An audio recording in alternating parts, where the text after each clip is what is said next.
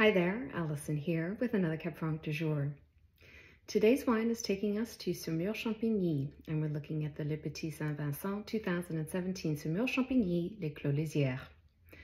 Located in Varennes, Le Petit Saint Vincent is a humble domain run by fourth-generation vigneron Dominique Joseph, who is affectionately known as Pélo by his family and friends.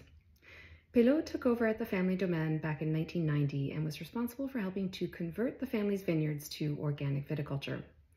The domain is comprised of 13 hectares of vines, of which 12.7 hectares are Cabernet Franc, and they have a small 0.3 hectare parcel of Chenin Blanc. And in terms of Pélo's range of Cabernet Francs, they include a still rosé, a method ancestral sparkling rosé. There are two early drinking styles of Cabernet Franc, the cuvée Pélo and also the cuvée domaine. And then there are two cuvées parcellaires, or single vineyard wines, and these are coming from two neighboring lieux-dits of les Poyeux and les Clos Lyzières, both of which are located in the commune of Chacé. So to give you a little bit of the lay of the land here, the historical commune of Chacé is one of three communes in the Saumur-Champigny appellation that is set back a few kilometers away from the Loire River, Chacé along with Varennes and Saint-Cyr-Hambourg. Now, are these three communes dramatically different than the 6 communes that hug the Loire River? Well, yes and no. There are certainly some characteristics that unify all 9 communes that make up the Saumur-Champigny appellation, but there are some interesting things that we can note about the communes of Chacé, Varennes, and Saint-Cyr-Hambourg. First and foremost, the Tuffeau Plateau that hugs the Loire River actually begins to gradually slope south as you move south away from the edge of the Loire. And because of this, the vineyards in the 6 communes that hug the Loire River actually tend to be more flat, or even in some cases have more of a north-facing exposure. Whereas in Chacé, Varennes, and Saint-Cyr-Hambourg, the vineyards in these 3 communes are actually predominantly on southern exposures, which is of course very good for ripening. And because these 3 communes are set back from the Loire River, the moderating influence from the Loire is a little bit less. So in these 3 communes, they can actually experience bud break a little bit earlier than the communes that hug the Loire River. Now, in terms of soils, there's naturally quite a lot of nuance from lieu-dit to lieu-dit, and even from parcel to parcel within a given lieu-dit across these 3 communes, but there are some observations that we can make.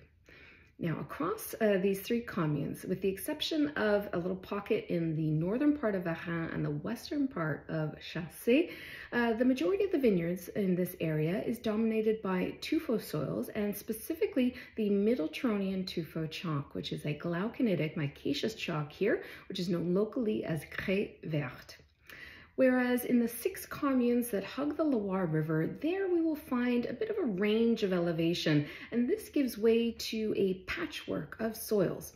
And we will find both the Upper Turonian and the Middle Turonian tuffeau chalk here, but we also find at higher elevations pockets of deeper sands and clays that are mixed with flint from the Snownian age, and also pockets of a lacustrine or freshwater limestone that dates to the Eocene epoch as well. Now, in terms of topsoils, across Chacé, Varennes, and Saint-Cyr-Hambourg, the topsoils are actually a little bit more shallow, so there's a greater impact of the tuffeau chalk. And in the 6 communes that hug the Loire River, there we will find slightly deeper topsoils. The topsoils also have a little bit more clay in them as well. There's some pockets of sandier soils, but generally we find a lot more clay along the Loire River. And then in these 3 communes that are set back, the topsoil texture is more of a sand silt clay mix. So a little bit less clay content, about 25% or so clay content. So for me, when I'm thinking about the wines from this particular area of Saumur-Champigny, we have greater impact of the tuffeau from the shallower soil, also a little bit less clay in the topsoil, and that might suggest to me that the Cabernet Francs from this part of Saumur-Champigny might present with a little bit less density and power, perhaps, maybe less round as well. They may also present a little bit more linear in the glass because of that tuffeau impact. Looking specifically at Chacé, there's two areas for viticulture in this commune. We have an area of vines in the western part of the commune. This is west of the villages of Chacé and Varin, and this area is dominated by ancient alluvium from the Tué River. There's a little bit of Tufo here, but it's mostly ancient alluvium from the Tué. And then we have a pocket of vineyards in the eastern part of Chacé, and this is east of these two villages. And this area is dominated by Tufo-influenced soils. And while we do find both the upper Tronian and the middle Tronian Tufo here, the majority of the vineyards are on that middle Tronian Tufo chalk, that craie verte.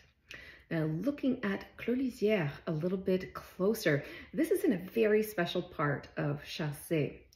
So this is a 9.5 hectare lieux-dits. It's on the south side of the D205, and it's on the eastern border of Chacé, and the western border of Les Clos Lyzières actually shares that of the border of Les Bas Poyeux.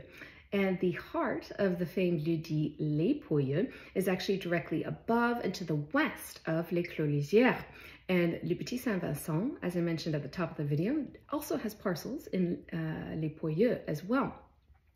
Now, in terms of Les Clos Lyzières, this lieux-dit is on a gradual south-facing slope. It starts at about 56 meters above sea level at the top of the vineyard and slopes down to about 40 meters above sea level at the bottom of the vineyard. Now, looking at the parcels for Le Petit Saint Vincent, they have 1.8 hectares of 55-year-old vines here at Les Clos Lyzières, and their parcels are located in the eastern part of the lieux-dit. Now, what is fascinating is their parcels at Les Clos Lyzières are a mere 600 meters from their parcels at Les Poyeux, and these terroirs could not be more different, and the wines present very differently in the glass. So in terms of their parcels at Les Clos Lyzières, their topsoil is a bit more shallow. So we have 40 to 50 centimeters of topsoil, and the topsoil texture is clay silt loam, so there's a little bit more clay content here, and these parcels sit atop the middle Tronian Tufo chalk bedrock, that craie verte. And then in terms of Les Poyeux, they have 0.8 hectares there, and as I've noted in some previous posts and videos, Les Poyeux is a very large lieux-dit. It's very complex, and it's by no means homogeneous. There's a lot of variability from parcel to parcel. But the Le Petit Saint Vincent parcels are in a very particular part of that lieux-dit. They're actually adjacent to those of Clos Lyzières, and here we actually find a deeper, sandier topsoil, about 1.5 meters of a sandier topsoil, and their parcels sit atop the upper Tronian yellow Tufo chalk bedrock. Now, in terms of the winemaking for this wine, this lieux-dit, I should say, the yield is a little bit on the lower side, so 25 to 30 or so hectoliters per hectare. The fruit is all hand harvested, it's all destemmed, and fermentation takes place in concrete with indigenous yeast, and it kind of hits a maximum fermentation temperature. It kind of hovers between 25 and 30 or so degrees Celsius. And then the total time on skins is 20 to 25 days. And Pélo will go in and do some light pump overs at the beginning, the first few days of fermentation, just to homogenate the must. And then the duration of the post-fermentation maceration is through infusion. And then élevage for Les Clos Lyzières is all in concrete for 12 months.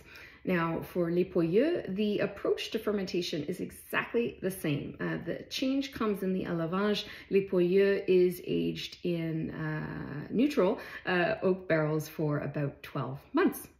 So, let me get into this wine. So what I should note off the top is this is a 2017 vintage. So this is a little bit of a cellar raid, if you will, for me. I think I bought this wine from Somm Select in the US back in 2019 or so, I think. So I've been hanging on to this wine for a little while, so I'm super jazzed to get into it today. And the nose is presenting beautifully. It's very open. There's a lot of depth to the nose, and sometimes when I'm tasting Cabernet Franc, it's as if the nose kind of goes really deep into the glass, and you can sense there's a lot of depth. And then there's sometimes where the wine kind of comes out in a way. So the complexities are either like really deep or kind of really aromatic and perfumed. This is kind of going in to the glass, like, so as if you're almost kind of looking into like a deep pond or something like that. So I'm getting a mix of red and darker fruits here, sweet savory profile, kind of like red cherry, dark cherry, a little plum here as well. And there's certainly some tertiary evolution coming through on the nose. In terms of the aromatics and in terms of the savoriness of this wine, it's presenting in a very foresty kind of way. There's definitely a little bit of cedar leaves, cedar wood. There's a touch of sage, a little bit of basil here.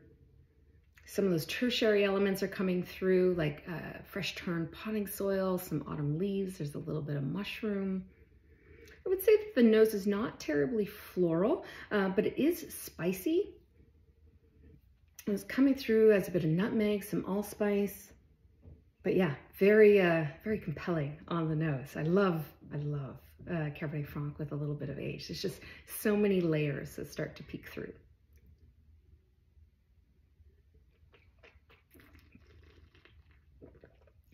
On the palate, those fruits are confirmed. There's a little bit more of like a dried cherry note on the palate, a little bit of like a dried green fig note as well on the palate, which is really nice. The palate is actually a lot more floral as well. There's like almost like a potpourri element to the palate. There's a little bit more spice on the palate as well.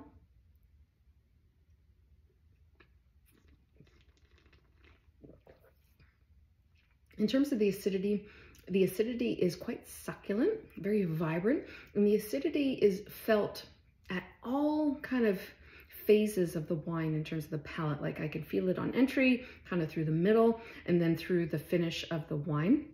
In terms of the tannins are very much, they have a very crushed, velvety kind of texture to them.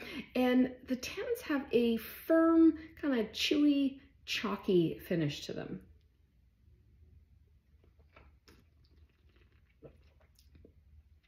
The wine is medium bodied.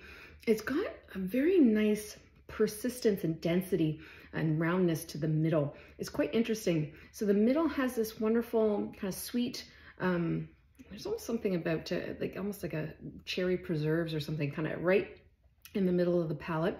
But the way the wine kind of evolves is that it kind of comes in very narrowly at the beginning of the palate, and then it opens into this round space and then finishes very linear as well. Like you can really feel the kind of the tuffeau kind of cinching everything in at the back end of the palate. The wine in general is lovely. It's very seamless, it's balanced. It presents in this very, I don't know, honest, introverted kind of way. There's something rather reserved about this wine. You know, it's not in your face. It's very quiet, very humble, very modest, I guess, is a good way of describing it. And I think it's very much in keeping with the current vintage of Les Clos Lyzières. So when I was in the Loire a few weeks ago, I tasted the 2020 of Les Clos Lyzières and Les Poyeux side by side, which was like fascinating.